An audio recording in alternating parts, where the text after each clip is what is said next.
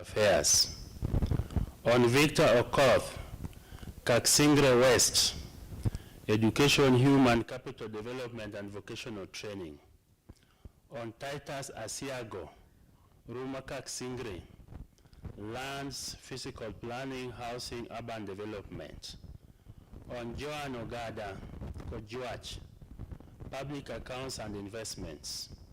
And lastly, on Monoflorita Undiek, Homa Bay Central Ward, Powers and Privileges Committee.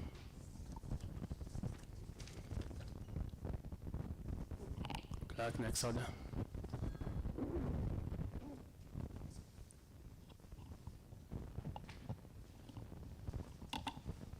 Order number 3, messages. Next order. Order number 4, petitions. Next order. Order number 5, papers.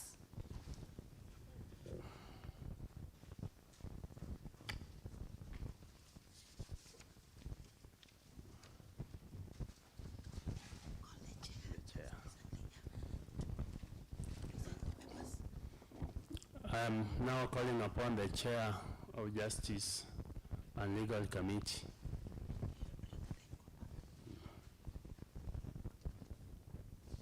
Proceed. Thank you, Honorable Speaker. Honorable members, I beg to lay on the table of this House today, 26th November 2024 at 9:30 a.m., the report of the Committee on Justice and Legal Affairs on the Homa Bay County Public Participation Bill 2024. Thank you, Speaker.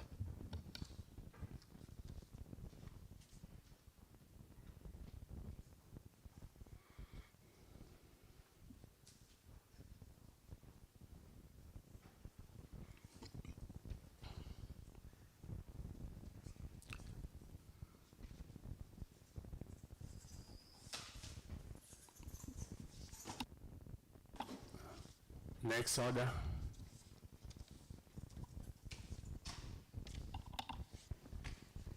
Order number 6, notices of motion.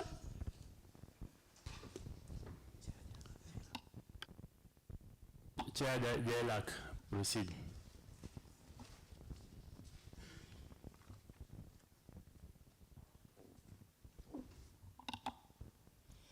Thank you, Honorable Speaker. I beg to give notice of the following motion, that the Homa Bay County Public Participation Bill 2024 be read for a second time.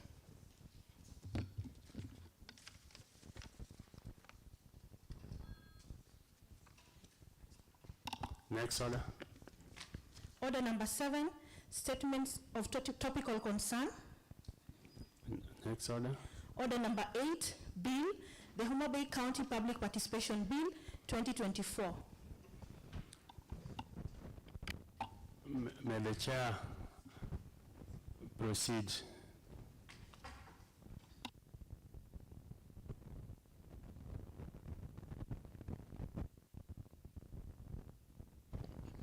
Thank you, Honorable Speaker. We have a report on the County Public Participation Bill 2024. We'll start by Chapter 1, the General Committee mandate. Justice and Legal Affairs is a select committee mandated to oversee all matters relating to constitutional affairs, elections, the administration of law and order, ethics, integrity, anti-corruption activities, human rights, as well as special justice, unity, and cohesion. The specific mandate of this committee, Honorable Speaker,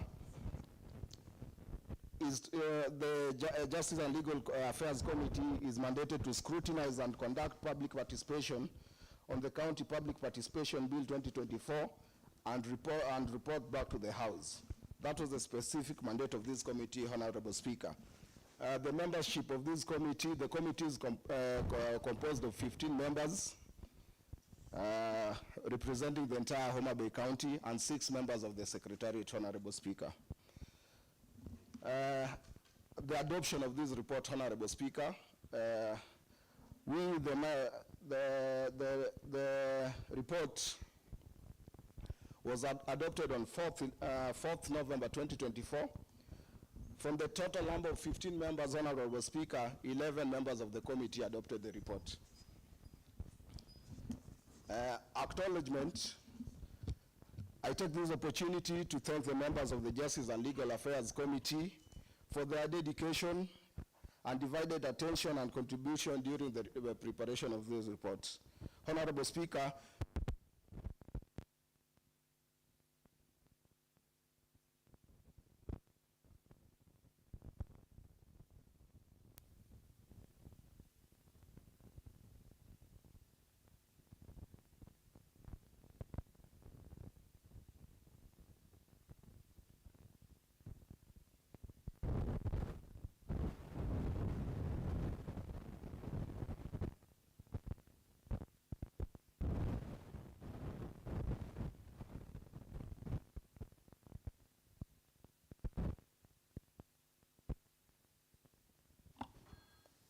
proceed.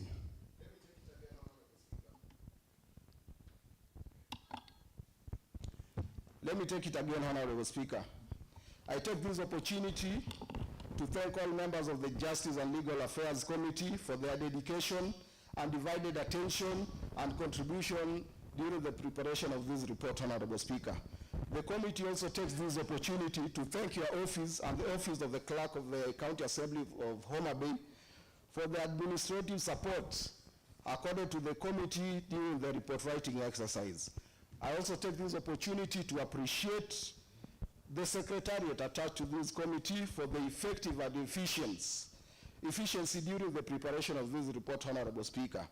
On behalf of the Jailer Committee, it is my pleasure and duty to present to the honorable members the report of the Committee on Justice and Legal Affairs on the Homa Bay County Public Participation Bill 2024. I'm in chapter 2 that highlights the background and the committal of this bill, Homa Bay Bill 2024. The background, Honorable Speaker, Article 1 of the Constitution of Kenya 2010 specifies that the sovereign power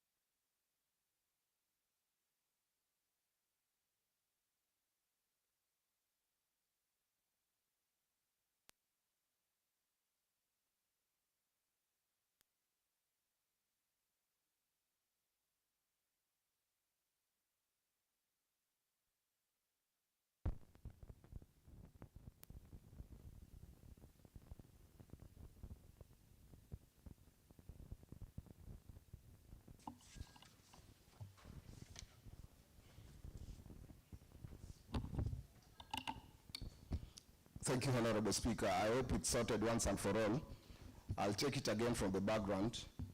Honorable Speaker, Article 1 of the Constitution of Kenya 2010 specifies that the sovereign power belongs to the people, which is demonstrated by giving the people the opportunity to weigh in on matters governance through public participation, Honorable Speaker. Article 10(2)(a) and the fourth schedule, part 214 of the Constitution of Kenya,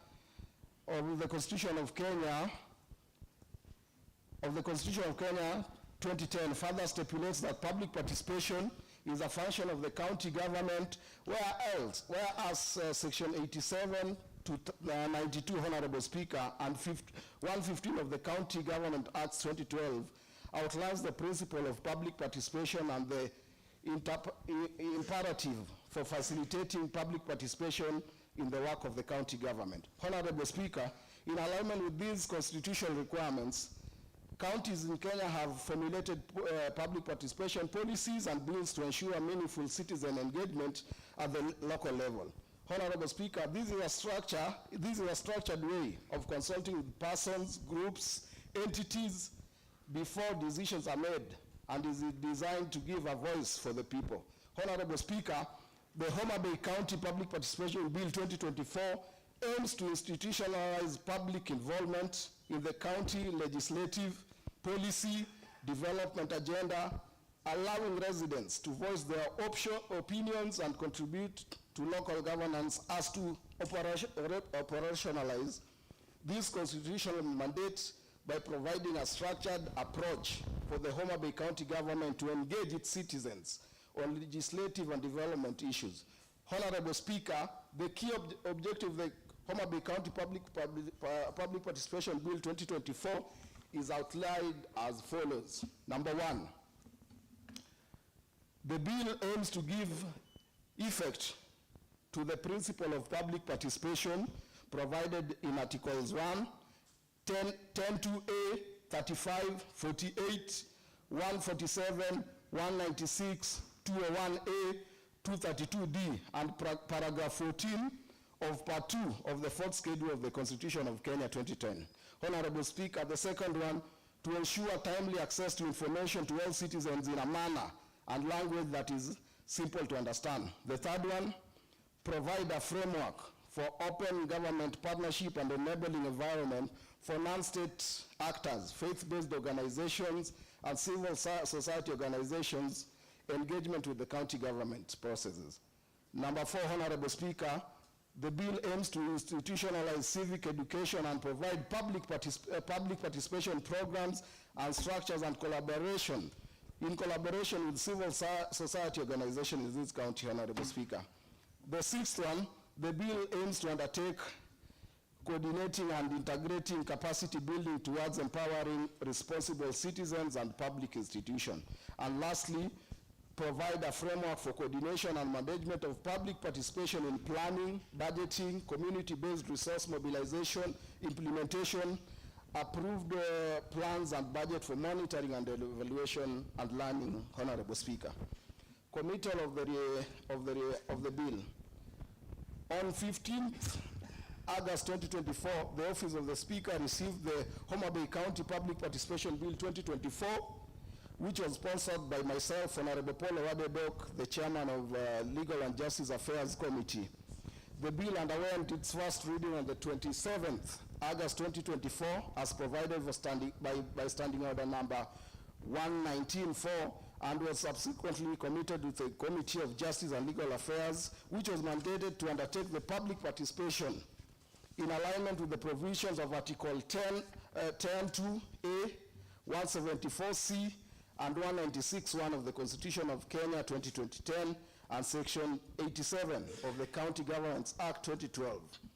These said directions to give public participation bill was done during a plenary sitting on the 27th August 2024, Honorable Speaker, via communication number 37 of 2024.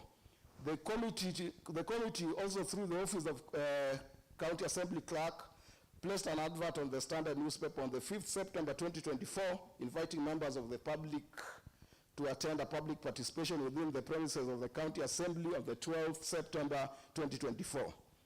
Additionally, the advert invited organizations and members of the public to submit their memorandums pertaining to the bill to the Office of the Clerk on or before the 12th September 2024, Honorable Speaker. As it was the time for this report, no memorandum was received by the committee. Following the public participation held, the committee retreated to write the report on the 31st October 24, thus submitting these findings and recommendation to this Honorable House, Honorable Speaker. Chapter 3, there is a general scheme or outline of the general scheme of the public participation bill 2024. The members can go through it. It has a clause description and the details that are undertaken amongst the clause. Honorable Speaker, Chapter 4. The chapter outlines the views of the public on the Homa Bay County Public Participation Bill 2024 raised during the public participation that was held by these honorable houses. Mr. Speaker, view number 1 from the public, it was the view of the members, of a member of the public that the title of this bill be amended to include civic education, since the legislation touches heavily on civic education. Number 2, clause 11, 3, and 4 introduce an office as the county executive committee member in charge of public participation, yet the current structure of the Homa Bay County executive does not have such an office. This needs to be clarified on whether the public participation role will be additional role to the already existing CCMs, or if there will be a new CCM specifically for the public participation, Honorable Speaker. Number 3, it was the view of a member of the public that this bill ought to be produced in Braille language as a means to inclusivity of the PWD community, which is specifically blind. Number 4, Honorable Speaker, the legislation lacks the financial provision clause that elaborates how the financial implications of the bill, such as amenities and furnitures, will be afforded among the costs incurred during the running of the directorate and committees created. Number 5, clause 14.2 has listed a number of committees established in the bill, which includes the ward development committees. However, clause 17 introduces sub-ward committees, which is not recognized in this legislation. Number 6, clause 16.4 creates village clusters in devolving the functions of the public participation, where else we do not have devolution to village level within Homa Bay County. Number 7, Honorable Speaker, a member of the public was of the view that the renewal of contract at clause 16, 17, 18, 19, and 20 should be allowed. Number 8, Honorable Speaker, there should be remuneration of the committee members as a means for motivation for the times when the meetings of the respective committee sittings to deliberate on matters of public participation, or at the very least, transport reimbursement as a stipend allowance. Number 9, Honorable Speaker, the qualification to be attained for eligibility to sit in these various committees is not stipulated.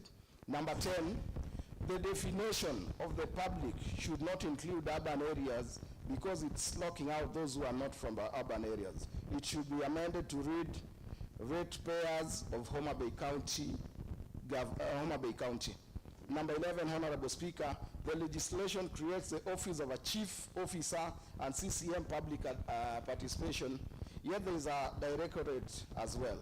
This might result to duplication of functions, especially since the organum of the report structure has not been explicitly stated.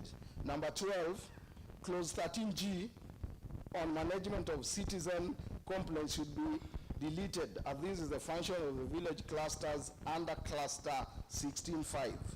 13, there is no percentage in terms of budget allocations towards public participation. Number 14, it was the view of the public that there should be a stipulated time period for the project management committee, PMC, to be in office and not disbanded upon the completion of certain projects, Honorable Speaker. Number 15, the interpretation clause should be amended to include the ward administration committee. Number 16, the interpretation clause should also include the definition of a village cluster. Honorable Speaker, number 17, a member of the public questioned how clause 16.4 that limits the number of village cluster in every sub-location in Homa Bay County is only 3. And the question if we'll be able to accomplish the various projects. Number 18, Honorable Speaker, section 22.3 has the provision of the appointment of the secretary, but not the chairperson. It was the view of the public that the chairperson should be elected during the first meeting of the committees elected within the ward, Honorable Speaker. Chapter 5, Honorable Speaker, This entails the observations and the recommendations made by this honorable committee. The General Committee observation, Honorable Speaker, of observation number 1, the committee noted that the Homa Bay County Public Participation Bill had been deliberated on this House in 2019, which was sponsored by Honorable Nancy Anyango. To introduce the bill again as a fresh document is a nullity and abuse of the legislative mandate of this Assembly, Honorable Speaker. Number 2, the bill refers heavily to civic education, particularly the bill states under clause 13(1)(I) that one of the functions of the directorate is to conduct civic education and development program. It is therefore proper for this title of this bill to be amended to include civic education. Number 3, Honorable Speaker, clause 13 of the bill creates a directorate which is headed by a director, but does not provide for the minimum qualifications required to attain this seat of the director, Honorable Speaker. Number 4, the committee observed that the bill under clause 12 stipulates responsibility of the county executive in relation to public participation, which is erroneous, as there is an omission of the word committee member, who is recognized under clause 2 as the CCM responsible for public participation. Number 5, Honorable Speaker, the bill under clause 12 gives the CCM responsibility for public participation, the duty of coming up with budget lines and providing adequate resource for public participation, while the budget preparation process and resource allocation is not within the mandate of the CCM, Honorable Speaker, but under the CCM for finance. Number 6, the bill creates a number of committees from the county level to the village clusters, as well as directorate which will need funds in terms of remuneration of such individuals and office operations, among other needs. Honorable Speaker, the bill needs to indicate how funds are going to be attained to provide for the smooth implementation of this bill, Honorable Speaker. Number 7, the committee observed that there is need to fast track the creation of village units. As you all know that we don't have village units within Homa Bay County, as to put a halt to the continuous creation of pockets of village committees every time a legislation intends to reach the village, Honorable Speaker. Number 8, additionally, it was noteworthy that the CCM, public participation, is an already established office with the Governance and Administration Office, Honorable Speaker. The bill, therefore, should be amended to recognize this fact, Honorable Speaker. Number 9, there's a need for the term sub-ward to be defined under the interpretation clause, since not only it is a new term, but also to the bill alone. Number 10, it was noted that there's a numbering error in the bill which clause 15. Number 11, Honorable Speaker, the function of the directorate are similar to those county development committee, which results to duplication of reports. Number 12, Honorable Speaker, clause 16.5 enshrines that the roles of the village clusters committee. However, clause 16.5(I), which assigns the role of the assessing bursary needs and prioritizing the students' need to the village clusters committee, is mandated, already catered for in the Homa Bay County County Education Bursary and Education Fund Act 2024, Honorable Speaker. The recommendations of this committee, Honorable Speaker. Recommendation 1, the committee recommends that we amend the title of the bill by inserting the words civic education immediately after the word county. Number 2, amend the short title of the bill by inserting the word repealed immediately after the word bill. Number 3, clause 11.3 of this bill be amended by inserting the duties of the chief officer responsible for public administration as follows. 11.3, the chief officer responsible for public participation shall have the following functions. 1, be responsible for carrying out the functions, managing the affairs and exercising the powers of the Directorate. Number 2, ensuring efficient and effective administration of the Directorate, including the preparation of the annual work plans and development strategies, Honorable Speaker. Number 3, performing such functions as the CCM in charge may direct from time to time. Number 4, recommendation number 4, Honorable Speaker, clause 12 to be amended in its subtitle by inserting the word committee member immediately after the word executive to read county executive member. Recommendation number 5, Honorable Speaker, clause 12.2 be amended by inserting the word committee member immediately after the word executive and before the word shall. Recommendation number 6, Honorable Speaker, clause 12.2a be amended to read as follows. Number 1, implementation of the budget line for public participation and authorization other resources as provided for. Number 7, Honorable Speaker, clause 13.3 be amended by deleting clause B, D, D2, E, H, J, and K to avoid duplication of roles between the Director and the County Development Committee, Honorable Speaker. Recommendation number 8, clause 13 be amended by inserting the minimum qualification as follows. 13.4a, a person is qualified to be a director if they meet the following minimum requirements, qualifications. Number 1, a degree from a recognized university. Number 2, a minimum working experience of 5 years. Number 3, meets the requirement of Chapter 6 of the Constitution of Kenya 2010, Honorable Speaker. Recommendation number 9, clause 13 be amended by inserting the following new subclause. 13.4, the term of office for the director appointed under subsection 1 shall be 3 years, which may be renewed once. Recommendation number 10, clause 14.3 be amended by deleting the entire clause. Recommendation number 11, Honorable Speaker, amend the bill by correcting the numbering error by inserting clause 15, which is missing in the numbering. Honorable Speaker, recommendation number 12, clause 16.5F be amended by inserting the words in accordance with the existing laws immediately after the word self-governance. Recommendation number 13, Honorable Speaker, amend the bill by deleting clause 16.5I, which is a mandate already provided for an existing legislation. Recommendation number 14, Honorable Speaker, the bill be amended by inserting an additional clause immediately after clause 24 as follows. Clause 25. The Homa Bay County Civic and Public Participation Act, in force immediately after the effective date of this act, shall stand repealed on the day this legislation becomes operationalized. Number 15, amend the bill by inserting an additional clause 28 as follows. The County Development Committee shall provide criteria, condition, guidelines for the elections across the committees in the regulation.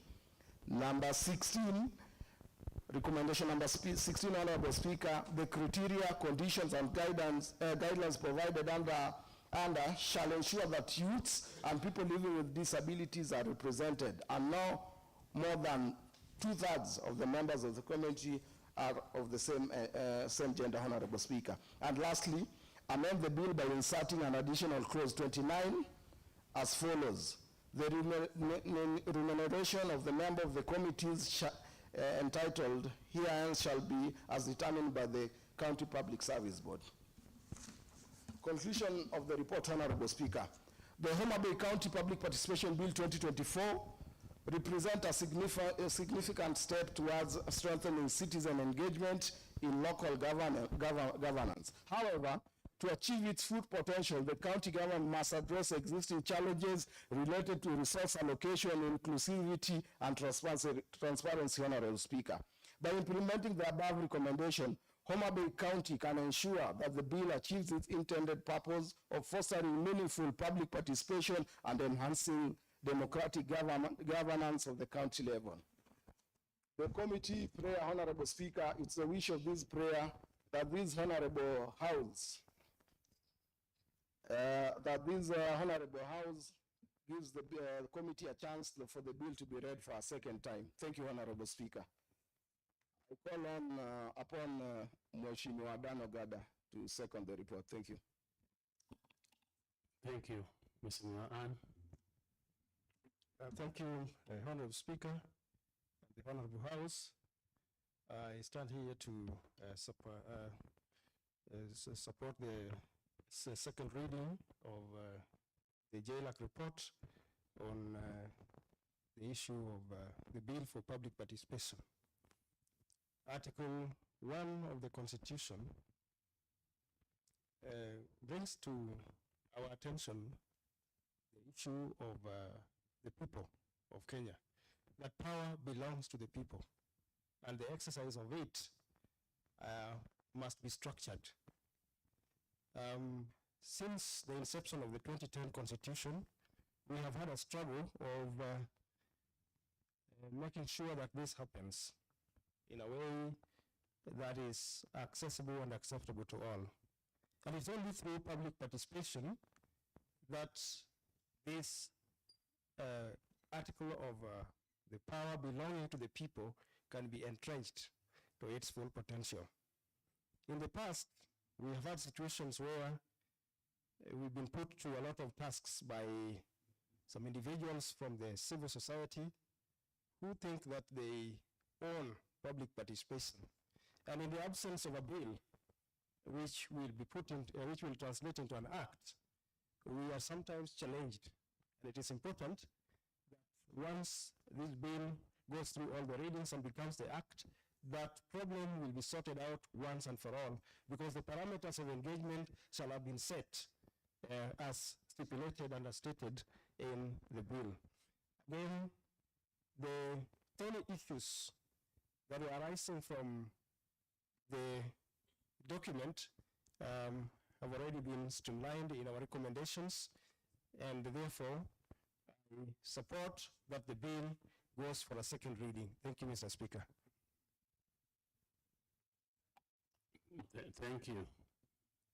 Now, I propose the question that the Homa Bay County Public Participation Bill 2024 be now read a second time. Clerk.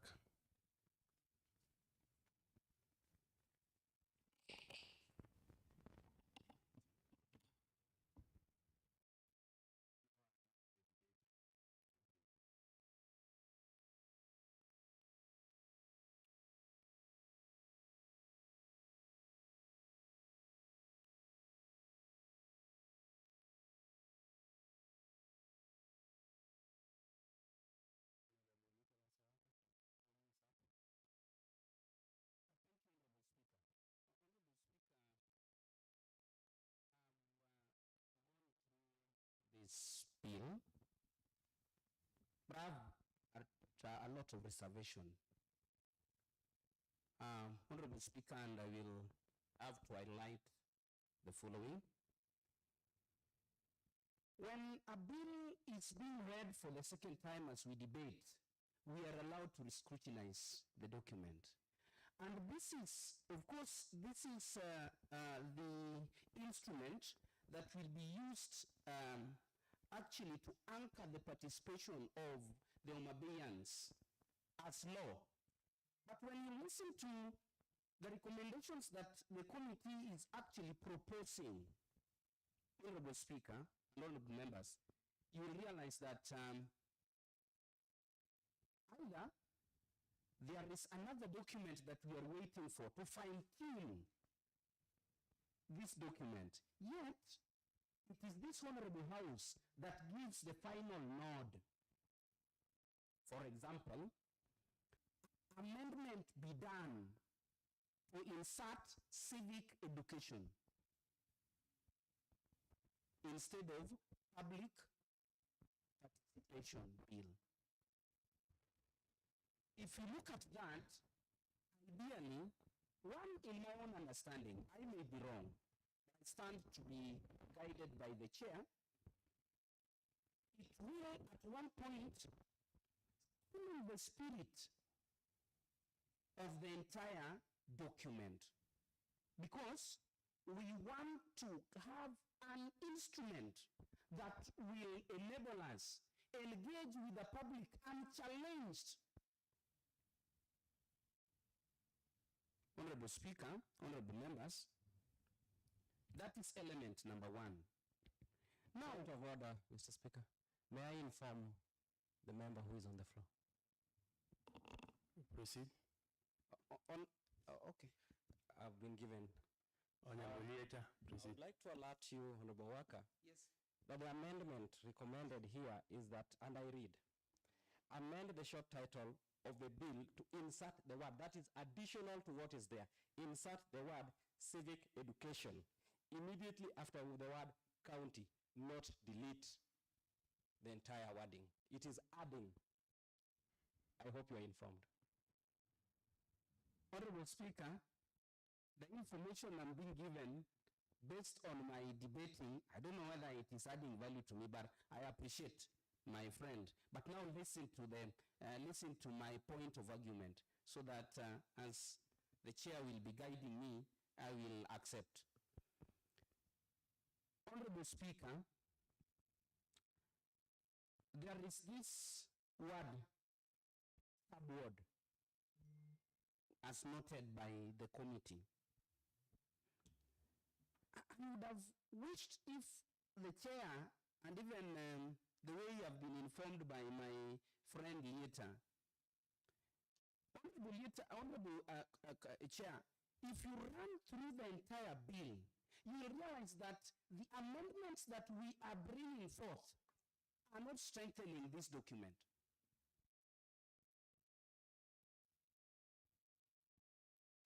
For example, look at the term limit for the directorate. Who is the technocrat in the Department of Public Participation? Is he the chief officer? Is this person the minister?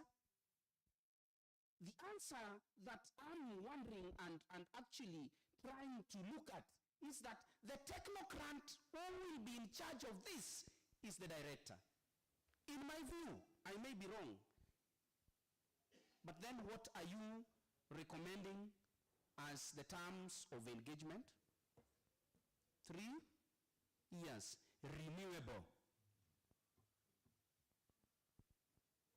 Honorable Speaker, I want to seek for your guidance. If you can call upon the chair to guide whether this document will have another document to refine it, then we make a decision, because this is the only house that will give a final nail on a bill, not the county attorney.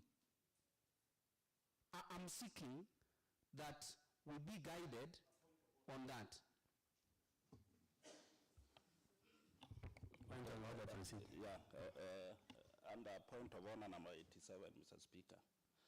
Mr. Speaker, I listened very carefully because the Honorable Owaka did not rise on point of order, maybe to inquire or to ask queries. But to my understanding, the first debater whom you gave the opportunity was and still Honorable Work, because he is still on the floor, Mr. Speaker. But Mr. Speaker, the debate may take any direction. We have only 2 options while debating. You know, we have been in this house, Mr. Speaker. I'm surprised we have a new speaker whom today is his first time chairing. And I don't know who inducted the speaker, because he does it well. But the people, the honorable members who have been in this house, Mr. Speaker, for the last 8 years are missing. Mr. Speaker, it is either when debating, it is either honorable worker may choose to support while debating or oppose. But the chair will only be given the opportunity to reply at the very last end. While debating, he will be taking notes on those who are opposing and those who are supporting. And he will find a way in his own opinion on how he will be putting his reply.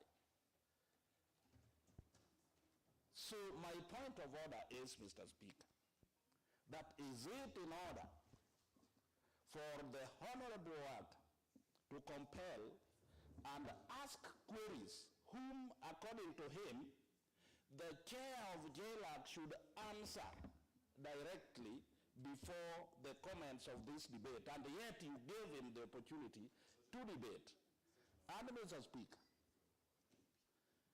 Mr. Waka is a high-ranking member in this House. Our current, the Honorable Waka, you know, at times, at times, you may be referred to as Mr. Just going by the way, the honorable member. But I beg, Mr. Speaker, I beg to withdraw that, and I refer to him as the honorable worker. So, Mr. Speaker, I just want you to direct this without even giving honorable worker the opportunity to answer this, because honorable worker is supposed to debate. A committee went, retreated, and you know they went through the bill. The attorney whom honorable worker is pointing out here is the author of the bill, Mr. Speaker. The bill was brought here. We are supposed to work on it. The committee retreated. They went through it. They made some recommendations, and we have them. So it is upon us to reject the recommendations or to approve, so that the report may see the light of the day. Mr. Speaker, I beg that you direct. Thank you. Thank you. Then this is my direction. I know a member can debate either in the affirmative or in the negative, and the mover will have an opportunity to reply to all the queries raised during the debate. So, Honorable Waka, you can proceed and land. Then we wait for the mover later on to reply to your question as he is noting them down. Thank you, Honorable Speaker, for that wisdom. Honorable Speaker, the bill that is before us is not just a mere motion. And that is why I'm behaving the way I'm behaving. Honorable Speaker, I'm just trying, because if when I highlight all this, it will give the mover an opportunity either to make further amendments at the Committee of the Whole House. Honorable Speaker, I'm not in any way opposing this. And if I wanted, because I would have done that, but because I know that this bill will live with us for posterity, I'm not just clapping. I'm only trying to give my input, because I'm not a member of this committee, but this is the opportunity that I can now also give what I know best. Honorable Speaker, I'm inviting the committee that they consider making this bill more stronger by relooking at the recommendations that they've cited here. That will not make them a lesser committee, because we are, as a House, we need to bring out a document that will stand the test of the day. Honorable Speaker, if you look at, because now I need to be exact, I can see here if I don't do that, I will be challenged by my colleagues, Honorable Speaker. The committee, they are saying, after 13, 1,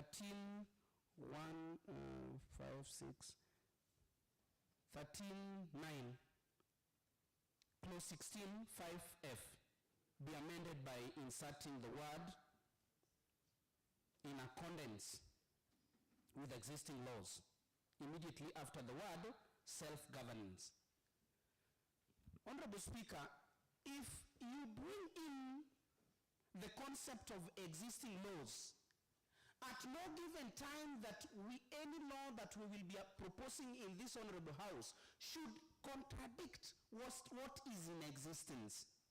And that is why, in the wisdom of the committee, they are bringing this particular clause. And that is why my worry is coming from. That by introducing civic education,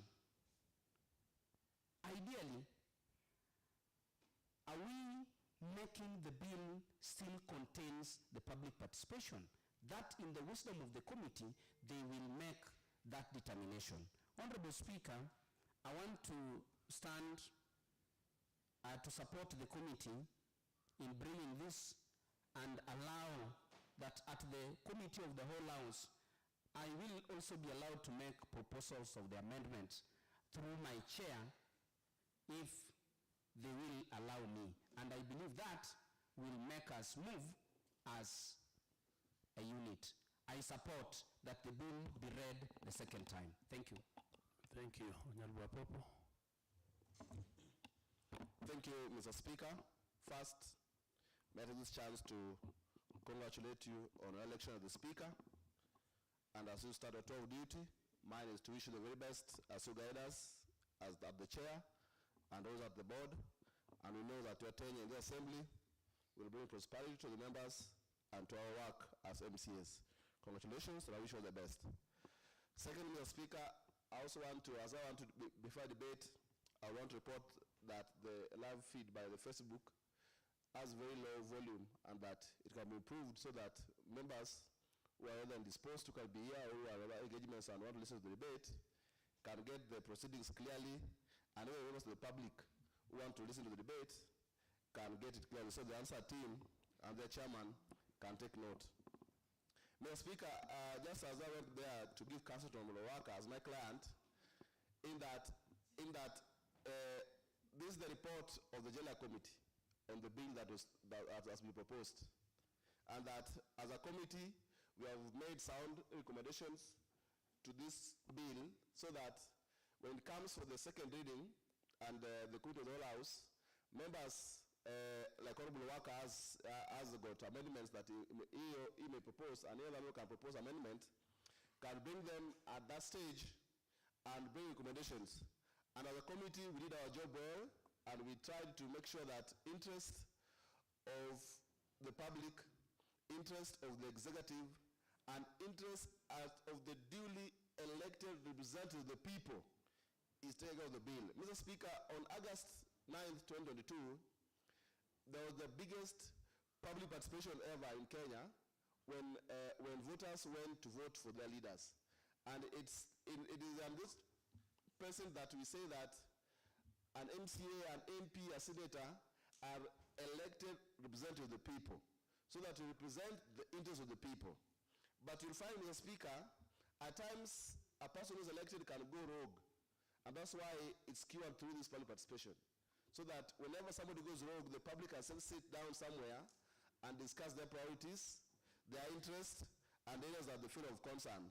But at the end of the day, the elected representative will ratify their recommendations in this House, or in the Senate, or in the National Assembly. And that's why, as a county, it was found wise that the bill that is brought today repeals the one that was presented by Honorable Nancy, because the one that Honorable Nancy that was not gazetted means it was not brought to the attention of the public. And this one, as we sit down, as we debate it and approve it in this house, assumingly, in that it will be gazetted and presented to the public so that it can therefore come into effect as the County Assembly Public Participation Bill, Act. Honorable Speaker, as a committee, we have looked at the bill and seen areas that as a house, if we improve and work on them, we will actually bring benefit to this assembly. And my prayer as I support our report as a member of JLAC, Mr. Speaker, is that members of this house to really take keen interest in reading the bill that's in the appendix, and that we can really look at the details one by one, and even in caucus where we are, we can see areas where, because there are different interests in different sub-counties, we can see where we can put our interests together as an assembly and bring recommendations so that we can have a proper bill that will address the issues that public raise. Mr. Speaker, an issue that came into place that we want to really urge the executive to look into is the issue of remuneration of these members of project management committees called PMCs. Mr. Speaker, you find that projects are being implemented, projects are happening, the contractors are paying the bills, and some should go to the PMCs. But you'll find some projects done as early as 2022, up to date, the project money has not been established. And those one, I think, are the issue that in the Committee of the Whole House, we need to put a fund whereby the PMC money is deposited and disbursed accordingly once a project has been signed and finished and the contract has been paid and has left the site. Mr. Speaker, I urge all of us to support this report, and that as the Committee of the Whole House will see it, and as JLAC, we wish that this bill be considered and an act to effect it is established. Thank you. I will support. Thank you, Honorable Susan.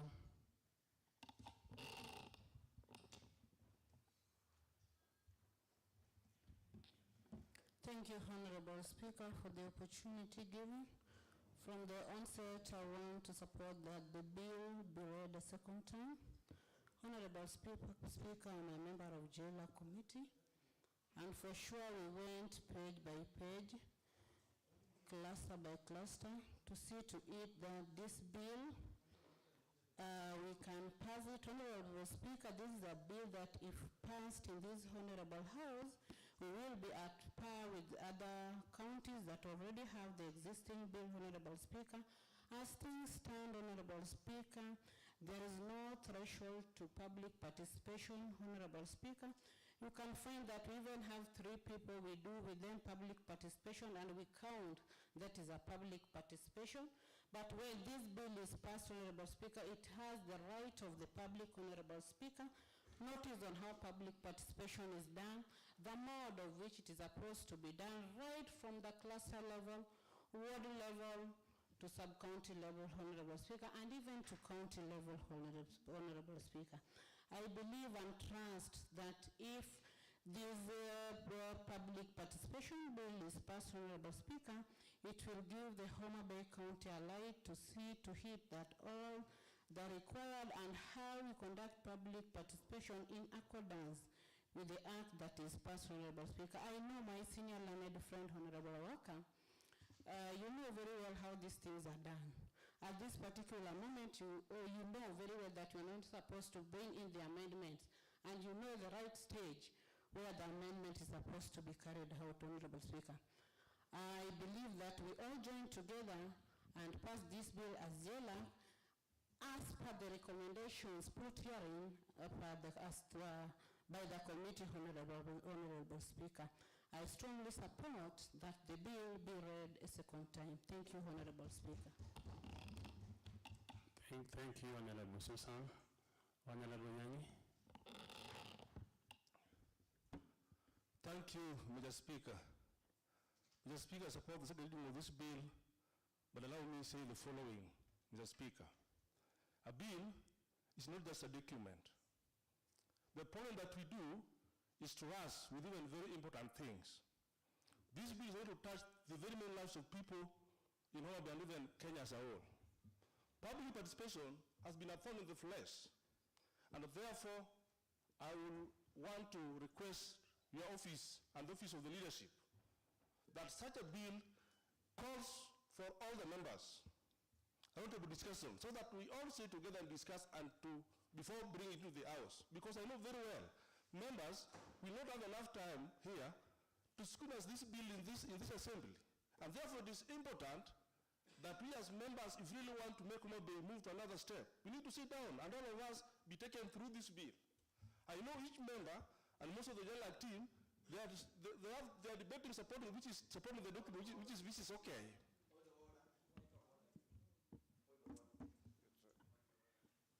Accepted. I'm standing on the point of 7 to ask the Honorable Nyange to state facts, is that this bill was, as we presented to this House, formally, and each of us has the bill in our WhatsApp groups before it was put to the committee. If, I know there was a fashion in Legisa, but it was finished a while ago, you have the time to read now. If you have not read it, that is unfavorable, Mr. Speaker. Mr. Speaker, what I want to say is, let our people not talk about Legisa, because he went to Maranai to Legisa, but at the end of the day, I passed more than him. He went to Kenyatta, went to Nairobi, so our people told down. Mr. Speaker, what I'm saying is one thing. We always rush even to very important things, and I want to support what was echoed by Honorable Awak. Why don't we sit down as assembly? When somebody is talking of the bill was put in the war, have we, me personally, I did not even see that bill. Point of order. But when they want to come... Point of order.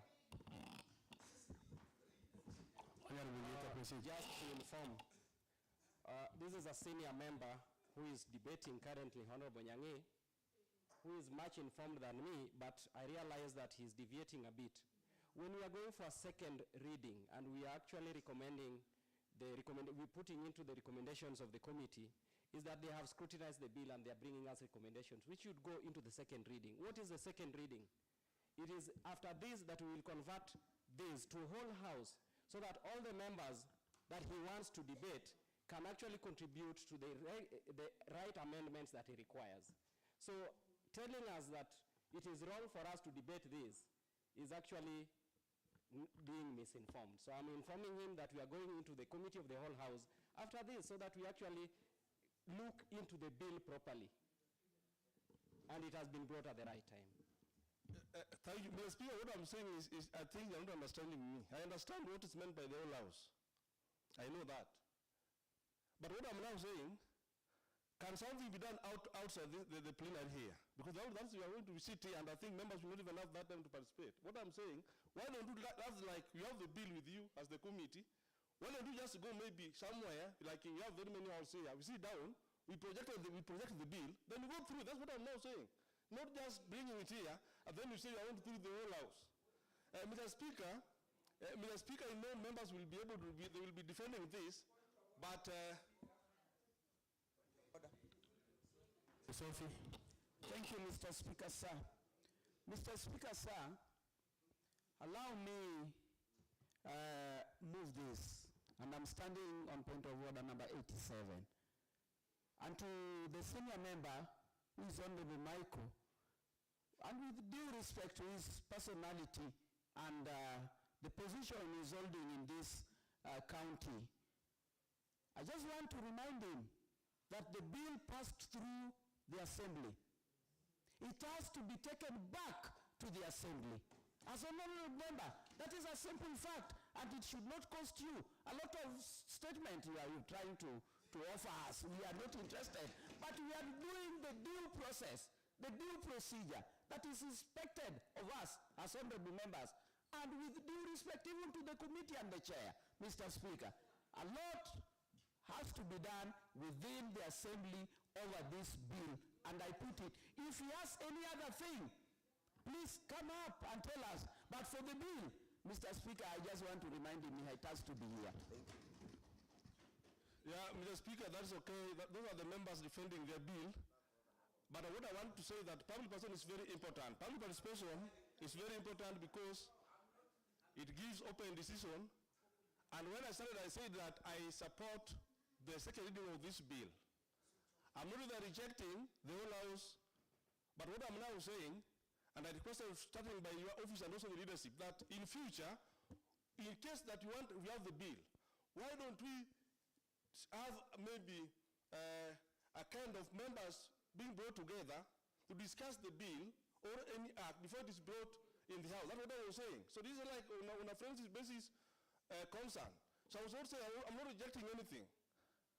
The House is okay, that is right. But what I'm now saying, in future, if you have a bill, because this is a very important document, it is good to follow the process. That's now what we are now doing now, the second reading, and then after that it will be brought to the what? To the whole House. That is okay. But what I'm now saying, for us to members to fully participate over it, and for us now to also to give now the points that they were talking about, why don't we even have maybe members discussing like the whole House outside the preliminary?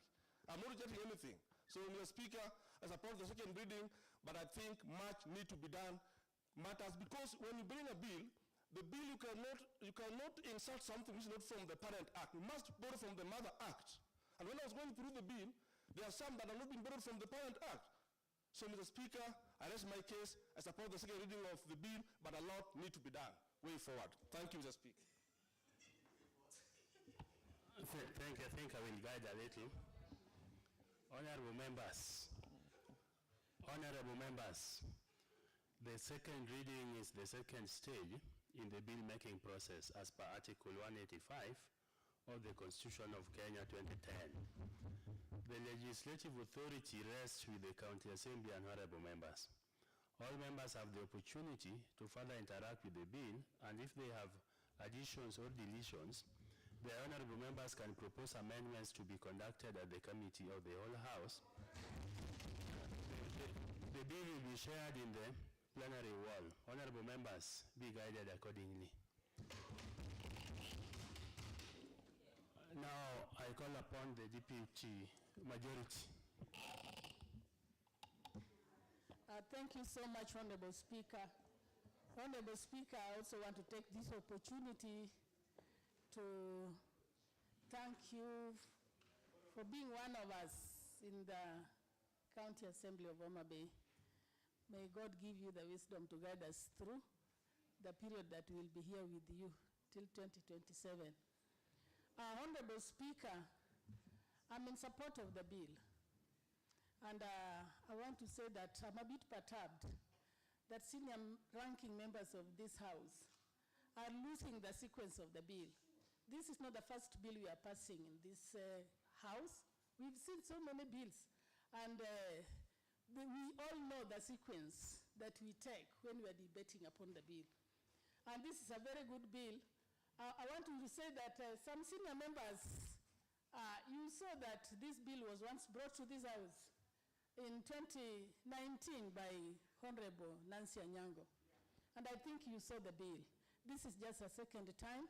I want sanity to be there. Let us listen carefully, go through the bill, understand what is happening, so that we can support something, not just opposing without actually having facts. I want to say that it's a good bill. It's going to bring cohesion between the county government and the members of the public. Let's pass this bill. Let the bill go through. Let us wait for the part where we are supposed to bring amendments so that we debate peacefully and with sanity. Otherwise, thank you, Honorable Speaker. Thank you. I think members should also restrain to the debates and actually not comment on what other members have actually said. Now, let me allow Honlieta to come to the floor. Thank you, Mr. Speaker, and I would want to actually give accolades to you for your timely advices and guidance that is actually guiding this assembly in the right way. And I'm surprised, as Honorable Majority Leader said, I'm surprised at who actually inducted you, even before you go for the formal induction. You are doing well. Mr. Speaker, on this debate, we must realize that public participation is one important set of governance that brings the people closer to their government after the election. It brings people closer to knowing what is happening in the corridors of power. And we must also allude to the fact that before you actually tell the public what is happening, there must be some form of little civic education to highlight what they are going to participate in. If it is a budget process, there must be a bit that the person conducting the budget process to actually tell the people, the populace, why and what kind of budget process they are in. If it is the issue of even selecting people who are actually taking part in bursary allocation, there must be a little bit of education, and that is what brings in the civic education. No one is an island of ideas, not even me. And therefore it is important that whenever we are going to carry out public participation, we must entrench the bit of civic education. If left that way, then the public will not know the right thing to do. And that is why I support the recommendation that the bill's title, the civic education bit, be included, so that it becomes part of law to give guidance as to what is supposed to happen. Mr. Speaker, my contribution to the bill, we have gone through as a committee, and I would like to support that certain amendments be made when we are going into the second reading. And these amendments have been put on the floor. Such amendments that I would want to contribute on actually touches on the issue of recommendation number 8. In my view, my personal view, it was actually recommended that we actually touch on the role and duties and the qualifications of a director. However, my view is that we should not take the role of the County Service Board to actually touch on the duties of a certain director. It is my view that when we are considering amending this clause, we allow the County Public Service Board to carry out its role. However, I support this bill. 2, I would also want to put it that though the public recommended and actually asked that we bring in a new role of a CCM, it is my view that this is actually in the docket of the CCM in terms of in charge of governance. It falls squarely in that area. And therefore we should we should have a leadership. We should actually go into the leadership that is there in the governance office to help with public participation. And that governance office is the one who is responsible for even budgetary issues for public participation and actually deciding with the County Service Board on remunerations of those who are participating in public participation. Decentralization of public participation cannot be pegged and cannot be reduced to the level of clans. I do not know how we will put it, but in my view, reaching up to the cluster level is fair enough in terms of public participation. Going further would actually erode our budgetary allocations and actually bring in a lot of duplications, which should not be. Much has been debated, but I thank the committee of JLAC where I sit. I was sitting before I came into the assembly, but today I'm being discharged from that, and that is why sometimes you realize that every morning has its own occasions. You may realize that you won one officer at one point, then the next day you wake up, you find you are not that officer. But I thank the majority leader, aside from the debate, for having seen it wise that I leave the role of being a JLAC member, but I will also have other roles to participate in JLAC matters because I'm a member of, an honorable member of this House. Thank you, Mr. Speaker. Thank you, Honorable Member. Honorable Walter Odongo.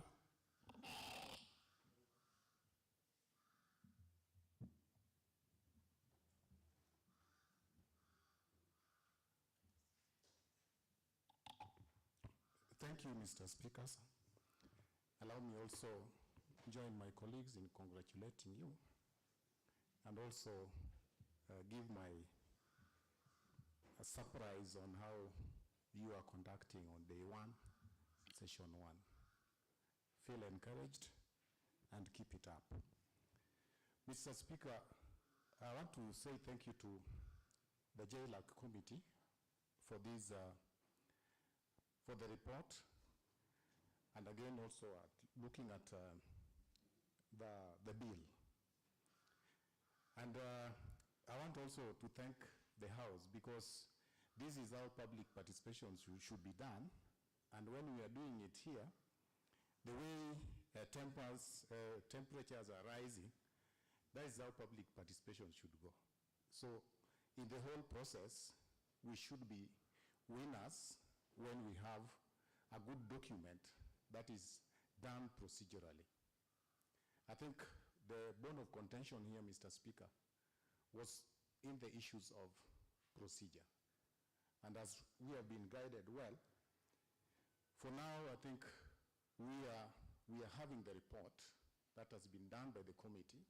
I want to congratulate them, because the recommendations that they have made, to me, are weighty, are very pertinent, and need to be included in the document. I think probably what was missing in the process, and those who are feeling that you are being thrown aback, I think because we have been out for a while, and those are some of the effects of what we could be going through in terms of welfare. But we are together, we are reading from the same script, according to me, and there are issues that we'll still have to raise on this document, even with the recommendations that have been made. And I think that is coming when we are doing the second reading of this document. Because, Mr. Speaker, if you allow me, just to pick very fast, on the short title, the recommendation that the committee has given, they have given a recommendation that the word civic education be inserted after county. Now, if you read that, this is what we are now going to have. The Homa Bay County Assembly Civic Education Public Participation Bill. That's already throwing us out of balance, grammatically. Then that means there is a word that has been omitted. The word "and" has been omitted somewhere. But as one of the members explained, that civic education is independent of public participation. That means the word "and" should be somewhere. So we're already having that in the document, and it is omitted. That should be part of our observation. Come the second reading. Now again, in terms of, now this is in the spirit of universality. Public participation, part of public participation goes through processes. That is awareness creation. That's the first thing you do. And when you do awareness creation, what is it that you are doing? As after that, you do decision making. You take the participants through decision-making process. After that, what you need to do is now to make them own the process, own whatever you want to do. Then push them a level higher, where they are now able to monitor and evaluate and be able to document the lessons that they have learned from the whole process. This, in essence, is civic education. So I think we'll have to come to terms and be able to scrutinize even the ones that we are going to use in this document, because this document should take us to posterity. We should not do this document emotionally. So I still want to believe that we as a committee, as an assembly, we still have the chance to amend this document, that is, read through it, but also in the spirit of the ones who developed this document, because it originated from elsewhere. But just a rejoinder is that I want to remind our members that the process of making bills or policies, according to what we as delegated committee learned in Kisii, that should be our role, is only delegated to the departments. So let's take charge, let's take the bull by the horn, that the department has originated it, they have brought it to us. Let's go through it. But above all, let's look at it in terms of posterity. So we'll have to go down, look at these simple terminologies, because just a simple term will change the meaning of a whole document. So, Mr. Speaker, I support that the bill be read a second time, but with this consideration. Thank you. Thank you once again, because I'm not seeing any hand up. I will therefore at this juncture call the mover to reply. Thank you, Honorable Speaker. First of all, let me thank all the members who've debated on the bill. I'm just surprised by some honorable members, senior members, Honorable Speaker, like Senior Nyangi, Honorable Nyangi.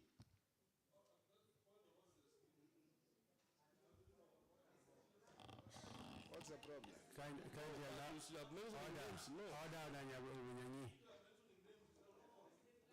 Order. Chairman, proceed. Thank you, Honorable Speaker, for protecting me from the senior member. Honorable Speaker, this particular bill was committed to this House late September, Honorable Speaker. All these members that are deliberating were present in the House, Honorable Speaker. How I wish that if an honorable member has an interest in a particular bill, he takes charge from the time the bill is committed to that very committee. He attends the public participation to get in touch with whatever is being deliberated by the committee, so that we run on the same boat. Honorable Speaker, the Office of the Clerk gazetted the report, the public participation procedure, Honorable Speaker. Mheshimiwa Nyangi was just seated in the assembly, didn't attend the public participation. Honorable Speaker, Honorable Speaker, Honorable Speaker,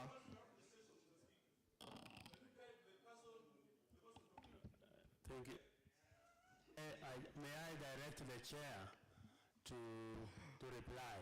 Thank you, Honorable Speaker. Well guarded.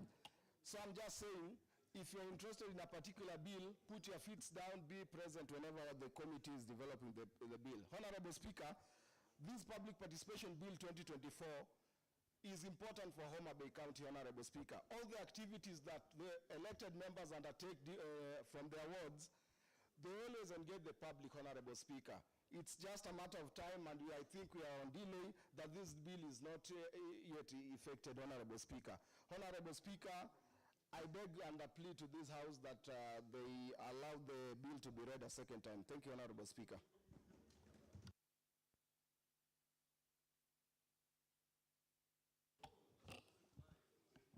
Thank you, Chairman, honorable members. Now I put this question, that the Homa Bay County Public Participation Bill 2024 be now read a second time. With as many of the similar opinions say aye. With as many of the contrary opinions say nay. The ayes have it.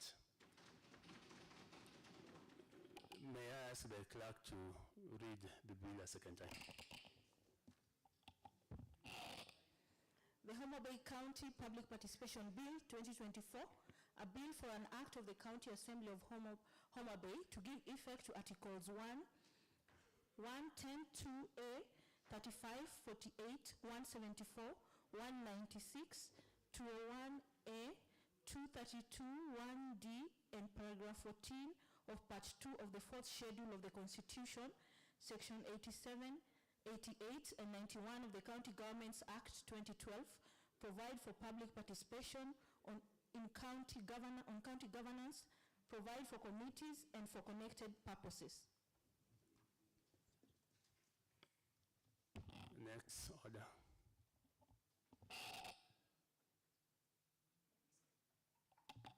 Order number 9, adjournment.